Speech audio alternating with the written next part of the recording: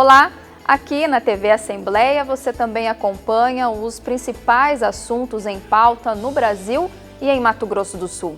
Vamos trazer reportagens especiais sobre temas que abrangem os mais diversos setores.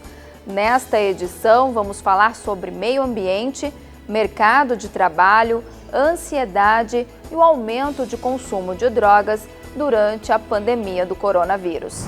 A preocupação com o meio ambiente tem se tornado assunto presente não só nos campos do conhecimento da ciência, como no nosso dia a dia.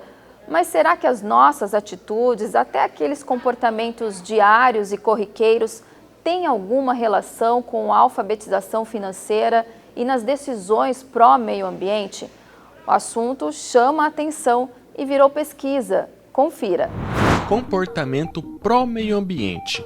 É toda aquela atitude, por menor que seja, em que protegemos a natureza, seja separando o lixo, economizando no ar-condicionado ou trocando o carro pelo ônibus. Educação financeira. Por definição, é um processo em que o indivíduo faz escolhas conscientes e se mantém bem informado a respeito da economia para, assim, elaborar a melhor forma de lidar com seu dinheiro. Uma pesquisa da UCDB procurou encontrar relação entre essas duas coisas, com um fator biológico a mais, a testosterona, um hormônio masculino que regula fertilidade, produção de glóbulos e distribuição de gordura.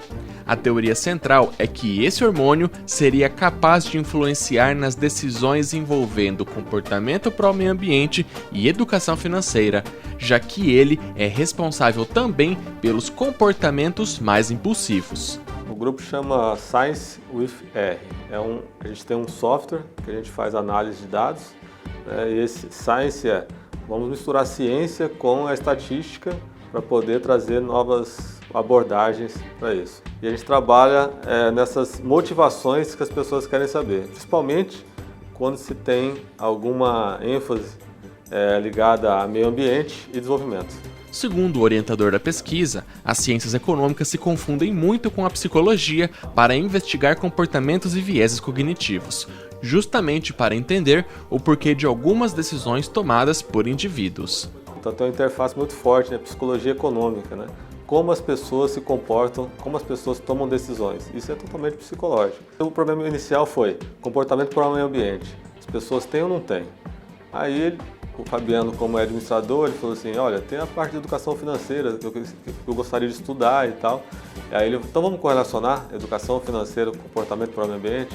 E durante os 4 anos, com a ajuda dos outros professores do grupo, tem biólogos e tudo mais, ele falou o seguinte, existe também um viés biológico, que é a testosterona. Então a gente correlacionou essas 3 coisas para saber, as pessoas ao tomarem decisões pró-meio ambiente, são influenciadas pela sua cultura financeira e também pela questão da testosterona? Essa foi a pergunta da tese dele. A primeira pergunta é, você ajuda o meio ambiente? Você consegue fazer ações que ajudam o meio ambiente? As pessoas respondem que sim, mas a gente sabe que isso tem um viés muito grande, então a gente começa a perguntar outras coisas e no final a gente descobre que a maioria não tem comportamento para o meio ambiente, né? A maioria gosta de usar muito ar-condicionado, a maioria gosta de demorar muito tempo no banho, a maioria não gosta de transporte coletivo, gosta de ter o transporte individual, não gosta e não usam a bicicleta para vir para o trabalho ou estudar. Então esses comportamentos que, olha, eu gostaria de ajudar o meio ambiente, mas nós temos comportamentos que mostram que não. Entender as pessoas, entender as decisões são fundamentais para qualquer campo de pesquisa, né? Entender como é que as pessoas tomam decisões e isso faz com que a gente contribua para entender que há pessoas de uma forma com decisões mais rápidas, outras melhores, outras piores. Isso pode ser no campo da política, no campo da administração, no campo do dia a dia. Então tudo isso é importante para a gente entender melhor as pessoas. A pesquisa foi desenvolvida na Universidade Católica Dom Bosco e contou com a participação de dezenas de voluntários. O estudo foi desenvolvido pelo professor e pesquisador Fabiano Dotto. Você já ouviu falar de uberização? O mercado de trabalho vem passando por uma grande transformação. Hoje, os clientes têm a concepção de um novo serviço prestado através de um aplicativo que facilita a oferta e demanda. Daí surgiu esse conceito que estabelece conexões no âmbito do trabalho. É importante a gente começar falando desse tema, que apesar de ter um nome comum por conta do grande aplicativo que deu nome a esse tema, mas vamos trazer ele para um contexto histórico, para a gente conseguir entender mais do que significa uberização, da onde ele surgiu. Então, como que surgiu esse tema? Isso que é a principal dúvida. Eu começo a minha fala citando um grande filósofo chamado Karl Marx, que ele tem uma frase do século XVIII, que ele diz o seguinte, que a burguesia só existe com a condição de permanentemente evoluir os meios de produção. Olha como isso é uma frase lá do século XVIII. Profunda. E até hoje faz completamente sentido. Entenda-se burguesia como o tema do século XVIII, onde os burgueses eram os povos que detinham os capitais, os meios de produção, que seria o nosso setor empreendedorismo hoje. Naquele momento seriam os industriários. Seriam os industriais, os comerciantes, os feirantes. Então, o que isso quer dizer? No século XVIII, ele foi marcado pela ideia do progresso. O século XIX foi marcado pela Revolução Industrial. Revolução essa que é onde começam a surgir os direitos trabalhistas. O século XX foi marcado pela inovação, pela tecnologia, pelo advento do computador, do telefone, da internet. E o século XXI é marcado por um tema chamado disrupção. Disrupção. Disrupção. O que quer dizer esse termo disrupção? Disrupção é o termo técnico da uberização, do chamado uberização. Disrupção é um termo do empreendedorismo que consiste em um serviço ou um produto que cria um novo mercado e que mexe concisamente, balança completamente os fornecedores que atendiam esse mercado. Basicamente é o seguinte, é um modelo... Ele dá uma ideia inicial nessa definição, mas fica difícil de pegar no ar. Vamos lá. Ele é um modelo de negócio, tá, que junta o consumidor ao fornecedor através de uma plataforma e cria-se um novo mercado. Normalmente ele é algo simples, mais barato e que atende a um público que antes não tinha acesso ao serviço. Normalmente vinculado a uma plataforma digital. O Uber se encaixa perfeitamente nisso, né? Encaixa... Porque ele matou uma concorrência tradicional, ele ampliou uma clientela, ele transformou exatamente... Foi ele que trouxe à tona esse fenômeno da disrupção para toda a sociedade. Porque você tinha um serviço que era considerado por muitos caro, ineficiente, por muitos populares até corrupto, porque as pessoas não sabiam quanto gastava, quanto não gastava, tinha uma desconfiança, não é? Se o passageiro seguia o caminho correto, se o taxista não levava por outros caminhos para aumentar o valor de faturamento.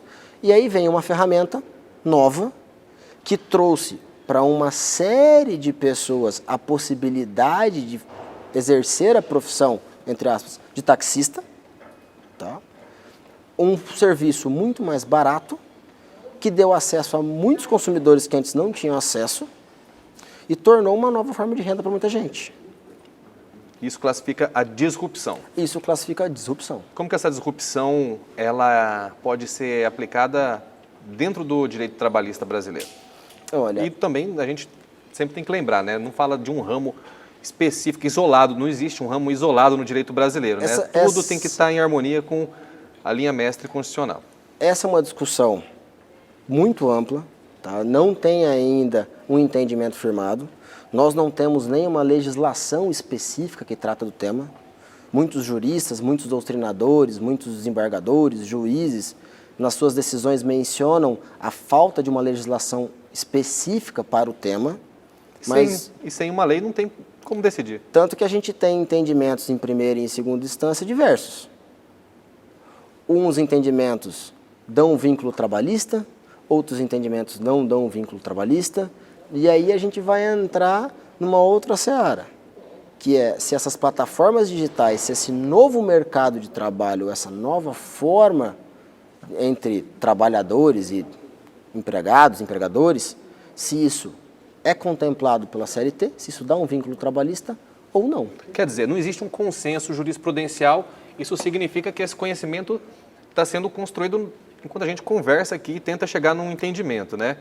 Você falou que existem decisões favoráveis e contrárias, né? Quais são, assim, exemplos que a gente pode mostrar para o nosso telespectador? Nós temos uma decisão do Tribunal Superior do Trabalho, então já é de um tribunal superior, que com certeza ainda não é um entendimento pacífico, mas já é um grande norte. Essa decisão é muito recente. É um indício, né? Do que é pode um ser... grande indício. É uma decisão recente, de meados de fevereiro, março agora, que não reconheceu o vínculo de trabalho entre um motorista do aplicativo Uber e a empresa. Então, ele não reconheceu que dentro dos pressupostos do trabalho estavam presentes a habitualidade, a onerosidade, a pessoalidade. Que são os critérios tradicionais aqui no Brasil, né? Isso, que são os critérios que embasam esse vínculo trabalhista. No Brasil, não existe um levantamento específico acerca do tamanho da uberização do trabalho. No entanto, parte desse contingente está inserida atualmente entre os 11,5 milhões de trabalhadores informais do país, segundo o IBGE.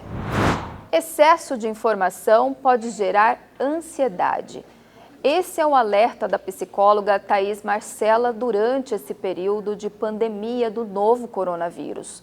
Ninguém está livre disso e as crianças merecem uma atenção especial dos pais. Os pais eles vão ter que desenvolver muita criatividade, né? Porque agora eles não são só pais, eles estão sendo professores, eles estão sendo cuidadores às vezes em tempo integral. Então, precisa utilizar de muita criatividade para poder gastar a energia das crianças, porque as crianças elas estão sofrendo ainda mais do que os adultos, né? Porque os adultos às vezes ainda conseguiram manter uma rotina, às vezes ainda sai de casa, e a criança ela precisa gastar energia de alguma forma. Então os pais vão ter que se adaptar, né? Tentar buscar novas possibilidades para essas crianças, novas atividades. Tem muitos textos, né, sendo lançados na internet com ideias de novas atividades para serem feitas em casa e para tentar acalmar, né, e gastar de alguma forma a energia dessas crianças, mas também conscientizando elas, né? Independente da idade, as crianças já têm que ter uma certa conscientização do que está acontecendo. Justamente nessa época da pandemia, você lançou o e-book Ansiedade e Controle nos Tempos de Quarentena. Gostaria que você falasse a respeito desse e-book e de onde que veio a ideia de estar escrevendo ele e estar disponibilizando ele para as pessoas. Eu gosto muito de falar sobre ansiedade, é um dos pontos que eu mais trabalho com os meus pacientes, um dos focos que eu desenvolvo dentro da clínica. E eu percebi que essa foi a doença psicológica que mais cresceu nos últimos 2 meses, desde que iniciou a pandemia, né? Pessoas que já tinham ansiedade, que aumentaram o seu nível de ansiedade, e pessoas que às vezes nunca tiveram nenhum tipo de sintoma, nunca se apresentaram dessa forma e começaram a sentir.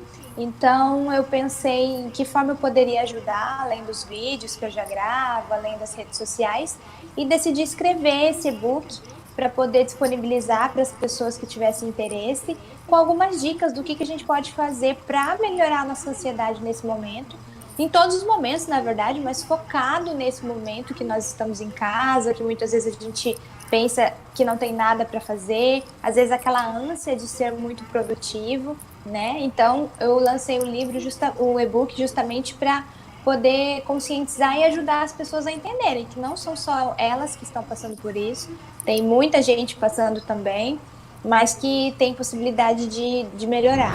O novo normal é a realidade apresentada pela pandemia do novo coronavírus. E a realidade que veio à tona é o aumento do consumo de drogas. A explicação para tal fato é devido à ansiedade por ficar mais tempo em casa. Em Mato Grosso do Sul é um corredor, pelo menos assim era visto até, vamos colocar aí uma década atrás, né, vamos considerar assim, e até, como você bem disse, uma região de fronteira e fronteira com 2 países que a gente sabe que tem um histórico de produção de drogas. Nós temos aí o Paraguai como o maior produtor de maconha, da cannabis, né? E a Bolívia da coca. Só que agora, Fernanda, Mato Grosso do Sul, além de ser corredor, né, por onde essa droga vai estar passando para ir para outros lugares, também passou a ser um foco de consumo, passou a ser um estado de consumo em potencial, ou seja, o narcotráfico está investindo no estado de Mato Grosso do Sul, na população, enquanto consumo. E nesse período de pandemia, né, que a gente tem passado do coronavírus, as pessoas têm ficado mais isoladas, mais dentro de casa, sem esse contato, esse afeto, sem essa vigilância também mais forte das famílias. O que você considera, assim, boas práticas de prevenção e também pelo histórico de Mato Grosso do Sul, você acha que essa pandemia contribuiu para o aumento de casos de uso de drogas? Tudo está indicando que sim, a começar pelo número de apreensão do tráfico, né, aqui no Mato Grosso do Sul. Agora, recente mesmo, houve aí uma apreensão pela Polícia Federal, assim, astronômica, né, de maconha, e sem falar nas outras drogas, né? E se está havendo essa apreensão, se continua ocorrendo o tráfico, né? Porque está havendo consumo. E também, pelos dados que nós tivemos recentemente, conversando com os profissionais que lidam na área da saúde, na área do acolhimento, enfim, o consumo aumentou sim, né? E com um agravo que, pelo fato das pessoas ficarem em casa, especialmente as pessoas que fazem o consumo já no nível de quase dependência, né, ou de dependência, que estão em casa, elas acabam correndo risco, né, de se contaminar pelo Covid-19 e ainda levar esse vírus, né, pode acontecer de levar esse vírus para as suas casas. E isso acaba gerando um sofrimento para as famílias, um grau de ansiedade muito grande para esse consumidor, e também até para ter acesso a essa droga, com essa questão aí da quarentena, está havendo o próprio município, né, a área da saúde está cuidando mais para que as pessoas realmente possam obedecer esses protocolos de se preservar e preservar com quem convive, e que essas pessoas não frequentem determinados lugares. Então, isso tem gerado, né, de uma certa forma, bastante ansiedade nas pessoas, e tem contribuído para que essas pessoas possam ir para as ruas e correr risco e fazer com que os seus também, que estão em casa, corram risco. Ou seja, duas situações, né, o problema das drogas, o problema do consumo, e mais a pandemia, né? Conforme dados divulgados pela polícia, a maconha é o entorpecente de maior incidência de apreensão, representando 99% de todo o volume apreendido. Outro destaque é a concentração no último mês de junho, quando se apreendeu 65 toneladas de drogas, enquanto nos outros 5 meses de 2020 foram apreendidos 44 toneladas. Eu vou ficando por aqui, obrigada pela companhia e até o próximo.